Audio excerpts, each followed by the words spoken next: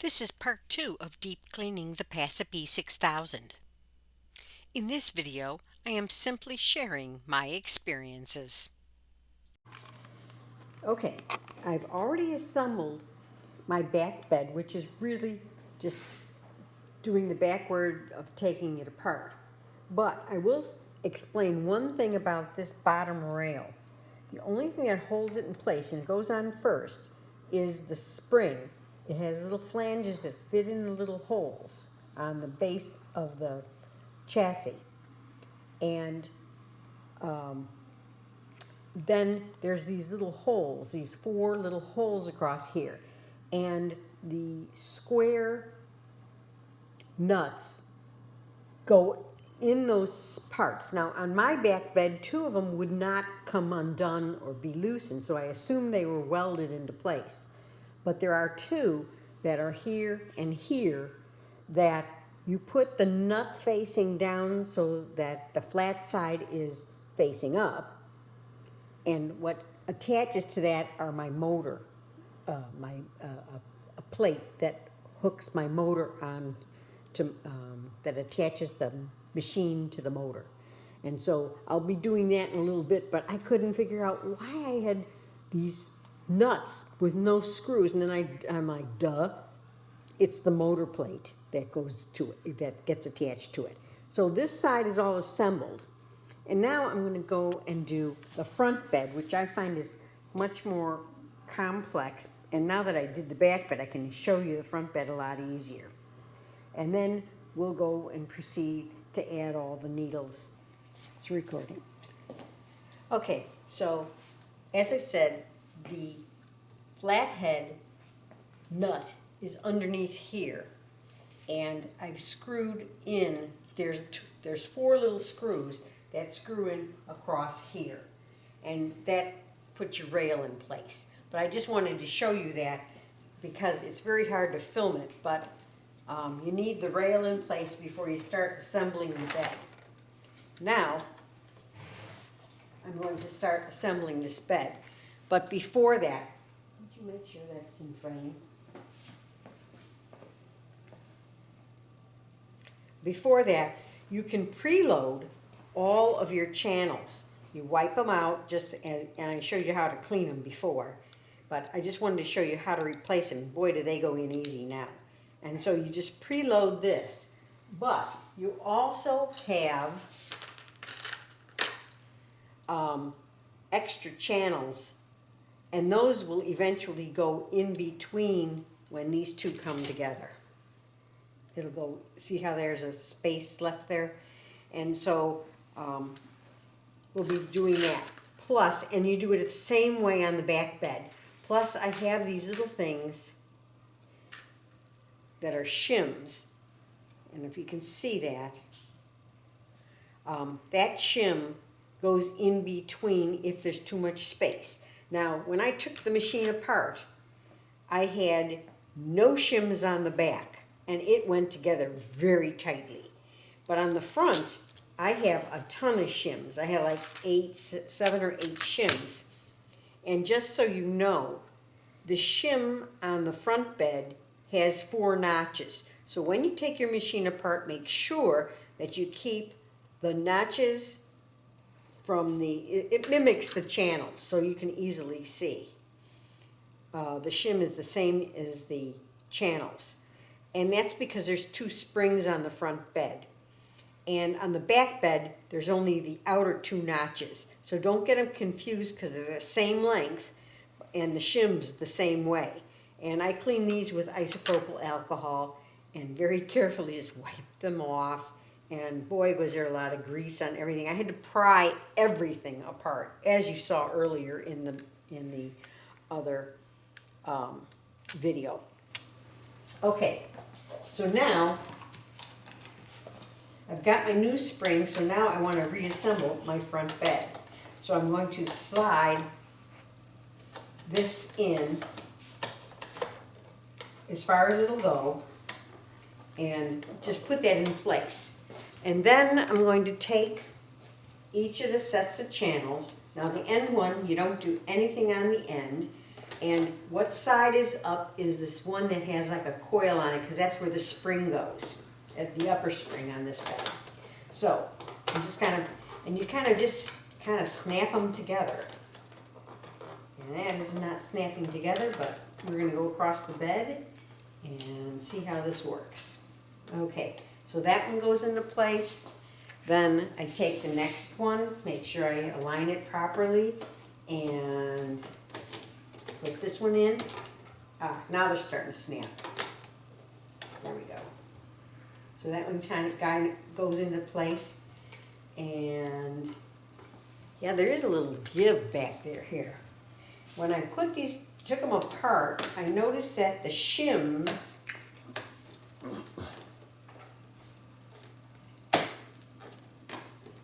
these are not in right.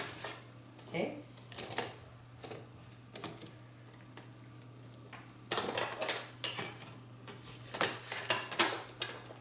There we go. I'm going to put them all in like they say to do. And you pull them out a little bit, and they kind of go in around these nubs. I don't know what you call those, but they're bumps.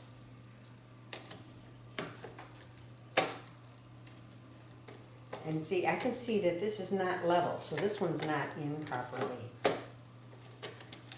There it is. The next one. Here, go right around those little nubby things. That one went in. Boop.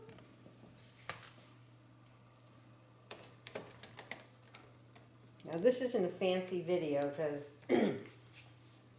I'm just sharing my experience. This is the first time I've ever done this, so some things I'm shocked by and other things, there. Do you see how that just kind of went in? I'm not sure how all of it's going to happen, and the reason I started videoing it is so I know how to put it back together again. But anyway, so that's my channels.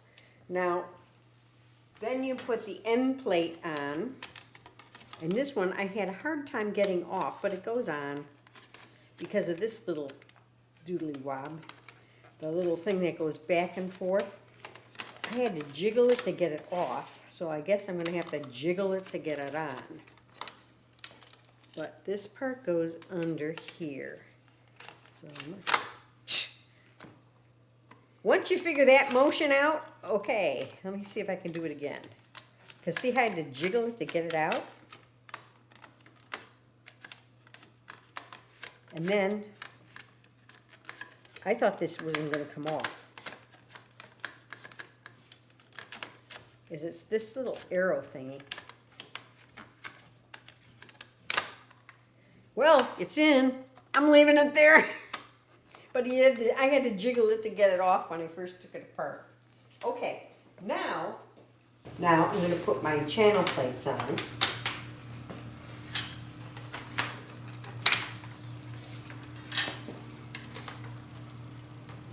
The needle. There we go. So I knew each one of these came with a shim, but the shim was adhered to this thing. So what I'm thinking is when I put my shim in, because each one has a little bit of a gap, and you can see the gap between the two pieces of plastic. And so what I found is that I take a little touch of oil and put it, just run it along here, very thin, very thin. And I did it on both sides of this shim. And see, the shim is actually adhering to the side of the channel. I put the channel in, it stays there, and I squish this in very nice and neatly, and the shim is in. Wow. Now I'm going to do the next one. I only put one drop of oil on my finger, and I'm just running my hand across this.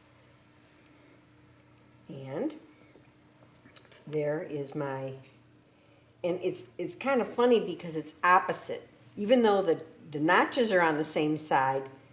The solid part is on the top, but it just looks funny that way, that's all. It just looks like it's opposite to me. So, that just gives it a little bit of adherence and evenness. Put this in here. And the shim is in there. Oh, and then we're going to do a test. But we know that it'll work because the rod is inside the front bed right now. We'll pull it out when we get to the end of this process. But then I know that it'll fit. Okay? Boy, you live and learn.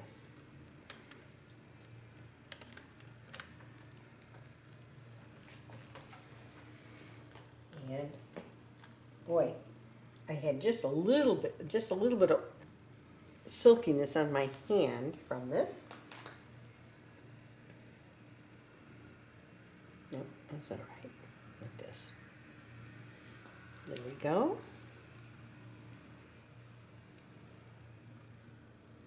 Because there's like a little plastic knob on the bottom of this. We have a little bit of room here. There we go. The last one is in place. Okay. What I'm going to do is I'm going to put this screw in here. Yep. My long H screws are going in first. Oh, you don't want this one until we put the...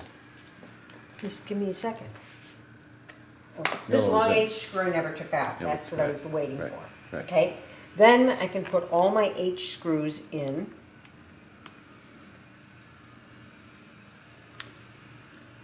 Here. And here.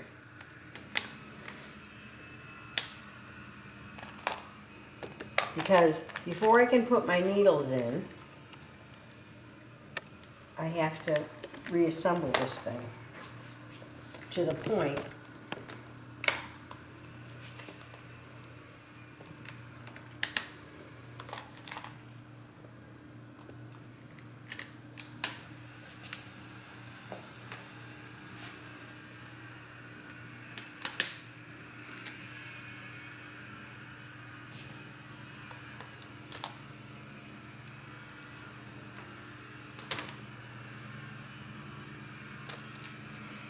okay, that's my last H screw.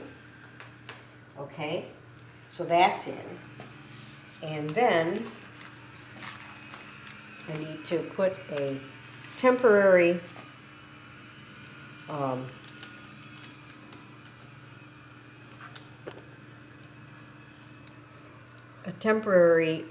double-threaded nut on the back of this. Not too tight, but just enough to hold it. Okay. Then I can take my upper rail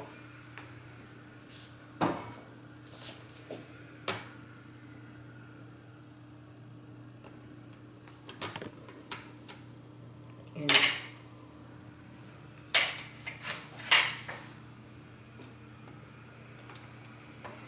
this one's too tight. And just slide it and catch all the H screws.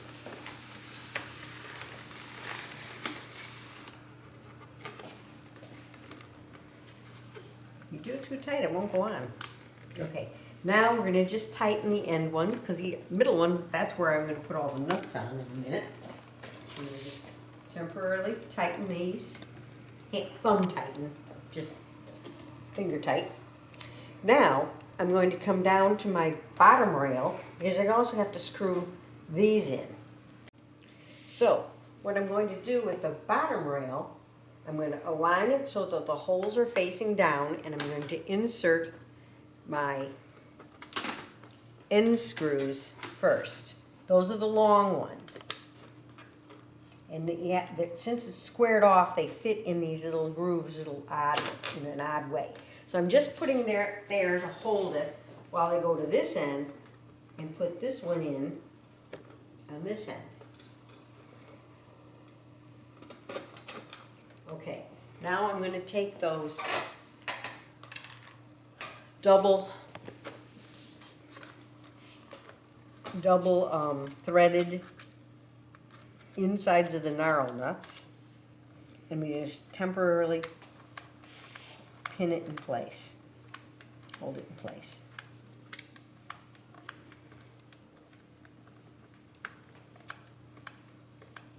Finger tightening the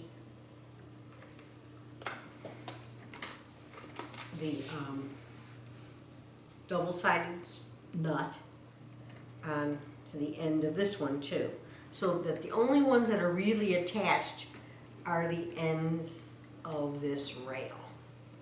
And then, oops, I'm just finger tightening it, but it's a long screw, so there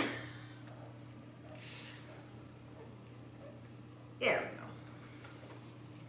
All right, so now we want to align. Now my piece was broken when I took it apart.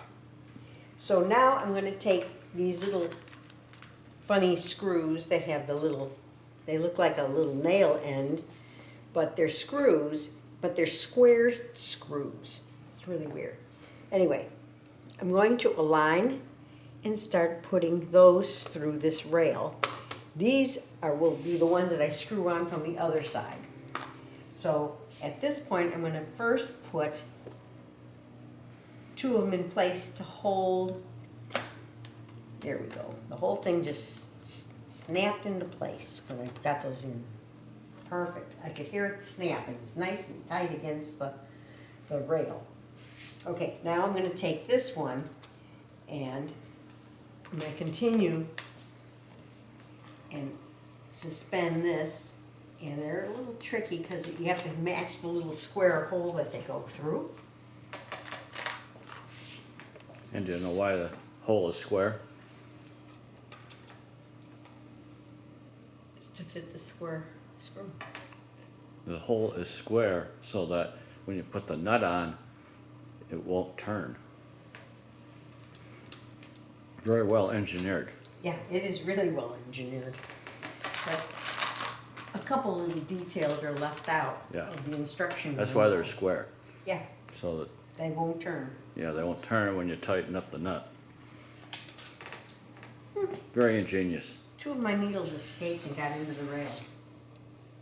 Escapees! Escapees. Okay. Turn it off? No. I'm going to put these in. Okay. Not yet. Because I have one more thing to do before I flip it.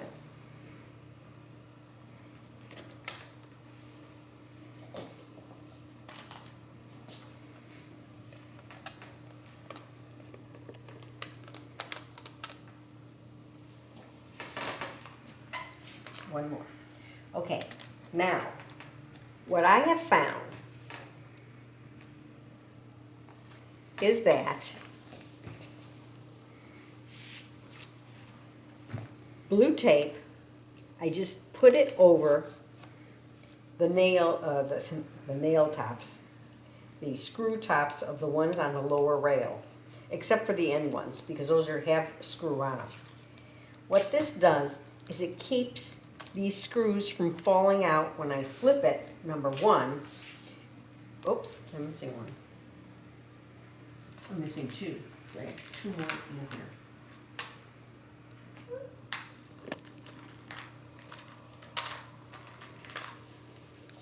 I'm missing this one here.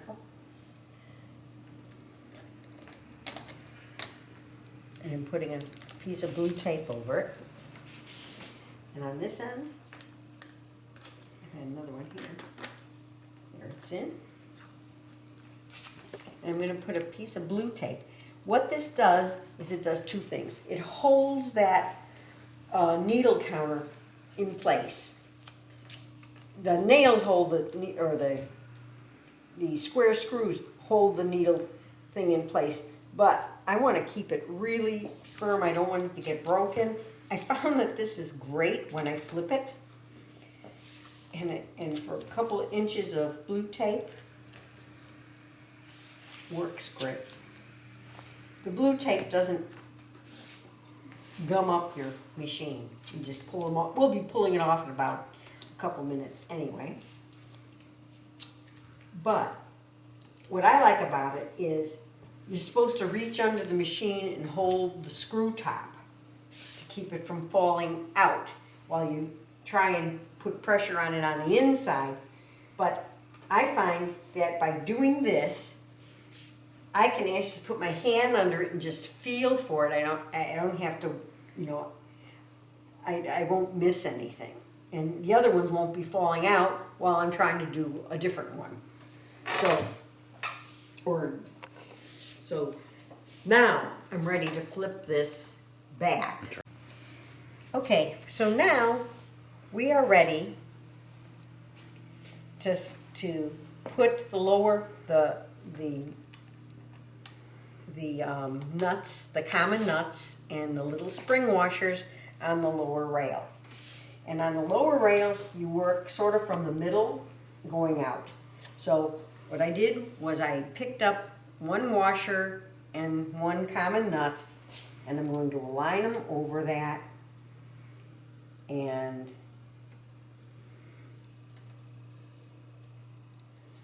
finger tighten if I can. Just get it going. Come back here and you can back it off just a little and then tighten it up. Something's wrong with that one. And that's where I'm putting my finger. There we go. Now you don't want to over tighten this because you'll break the number rail on the lower thing. Okay, and I picked up another one here. Good. And so now I'm going to go either side of the center and do the next one. Now, when I first did this,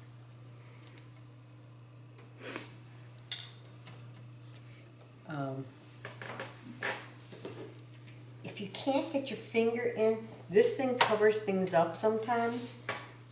So I'm using a pencil with a soft eraser on the end to put a little pressure on it just to get it started. Then I can put my hand under it and back it off a little bit just so that I don't screw up my threads, and give it a tightening, just lightly. Now, what I was saying is the handle that drops your bed, some of these lower screws aren't exposed if it's out. So push it inward and that'll expose all of them. And so we're going to continue to do this, going back and forth across the lower bed until it's all tightened in place. Now that I have my bottom rail in completely, all the screws in my bottom rail, I'm going to start doing my top rail. But you start the top rail from one end and go to the other. But what I find is if I tip this all the way down, it helps the nuts and the washers fall into place better.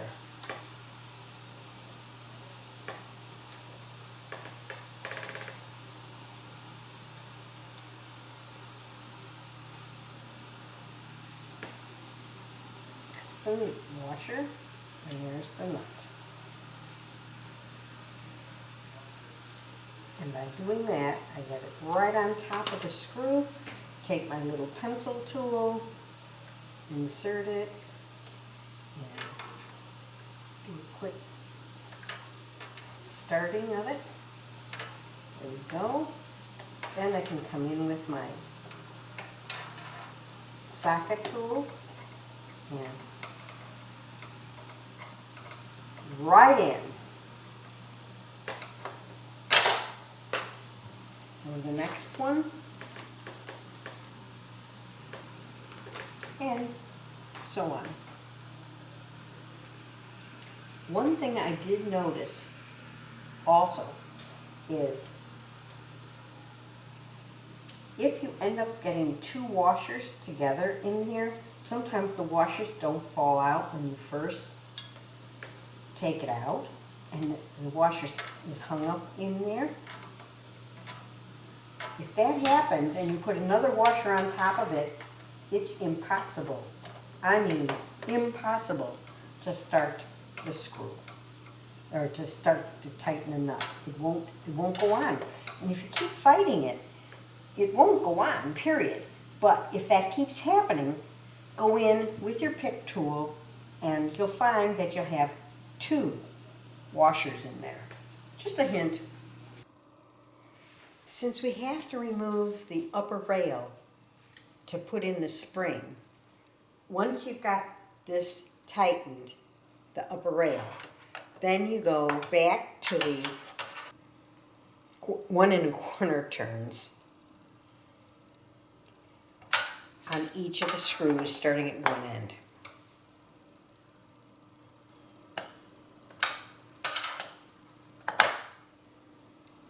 Quarter turn, full turn. Quarter turn, full turn, full turn. Okay, now they're all loosened up, so I can turn this machine over.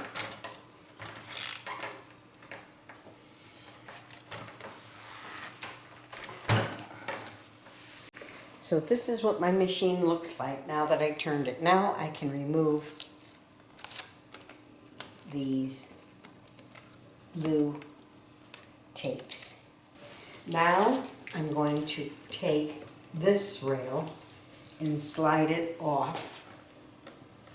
Since I loosened it, put it aside. And now we can put the needles back in. And you have to open the latch to put it underneath the H screw. So my latch is open. You've got to make sure it's open, and you can insert it under the H screw. And so we're going to do that all the way across first. Since my H ones are in, all I'm doing to get my needles in place is just put them in.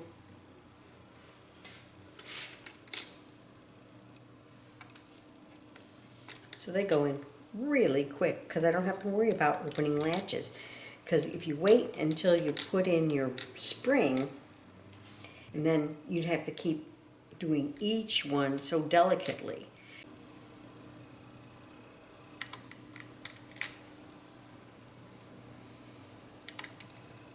And I'll meet you when I'm done. Now that I have all the needles in the bag, I set my spring in here so that that little end goes in that funnel shape thing. I put the spring all the way across, so I'm going to zoom out and I'm going to slide this on,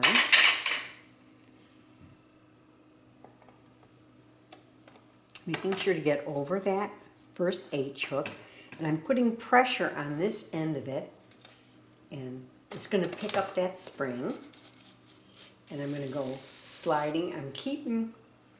I find that it's easy to keep the pressure on this end, and then this side stays nice in alignment. Now, do you see how that's moving down the rail? Let me just move over a little bit so you can see the end of it. Okay, so I'm sliding it down, catching all the H screw tops, and the spring is perfect. And it's just pushing it right down, right to the end. And there we go. Now, I'm going to tighten up, finger tighten, the two ends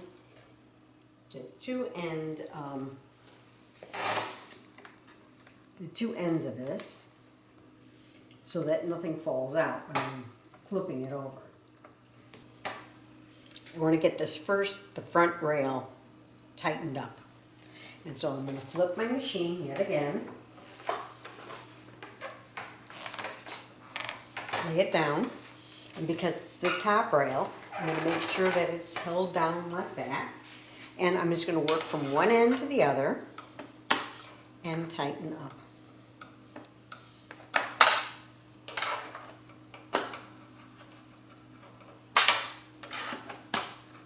That's 1.5 turns, or 1.25 turns.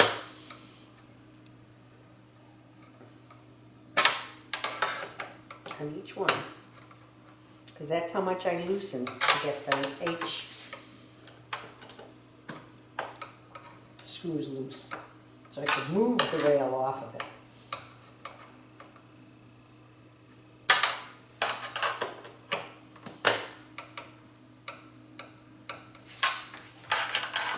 And here's the last one. How quick was that?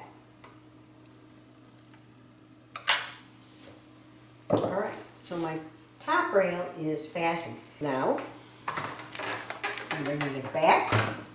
And so this is nice and tight. Let me check that one.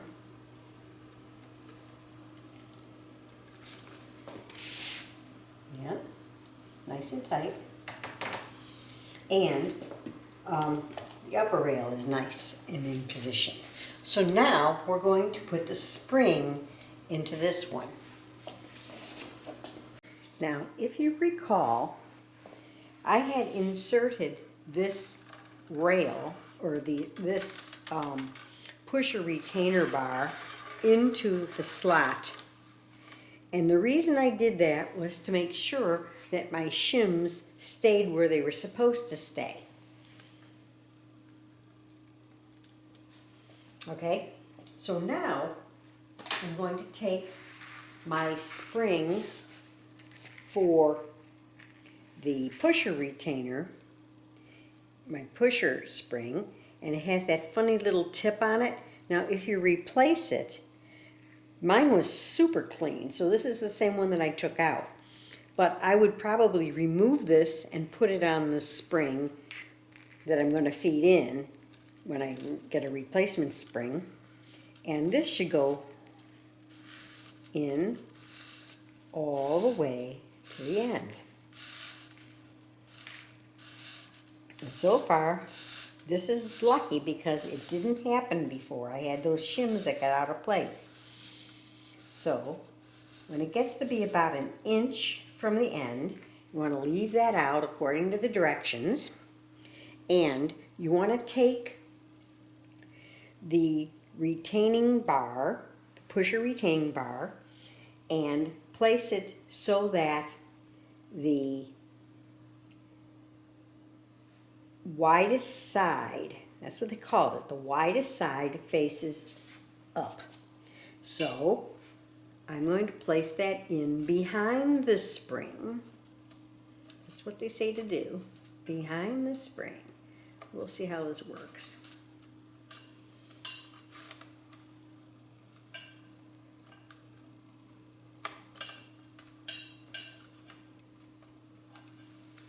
Oh, maybe behind the spring, like so. Ah, it's a little bit different than what I consider behind, but it's behind the spring. So I'm going to push this in behind the spring. Okay.